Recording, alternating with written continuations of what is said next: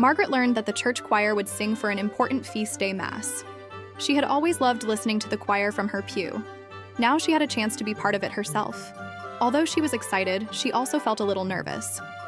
At the first rehearsal, Margaret struggled to stay on pitch. The other singers seemed much more confident and experienced. She missed several notes and felt embarrassed.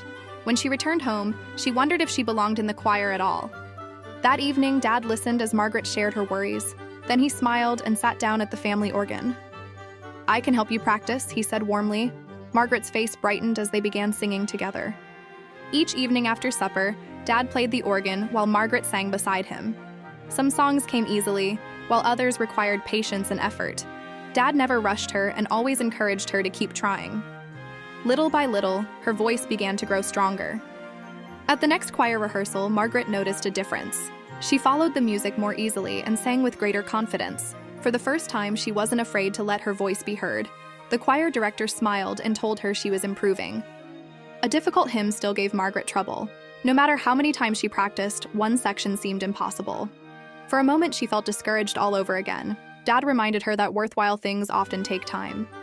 After many days of practice, Margaret finally mastered the difficult hymn. The choir sang beautifully together as the organ filled the church. Margaret could hardly believe how much she had improved. She thanked God for helping her persevere. The church was filled with families gathered for the feast. From the choir loft, Margaret looked out over the congregation. As Dad played the great organ and the choir began to sing, her nervousness disappeared. She sang with all her heart. The hymn echoed through the church beneath the stained glass windows. After Mass, several parishioners complimented the choir's beautiful singing, but Margaret's greatest joy came from knowing she had used her talent for God. The hard work had been worth every moment. "Sing ye to the Lord a new canticle. Sing to the Lord, all the earth."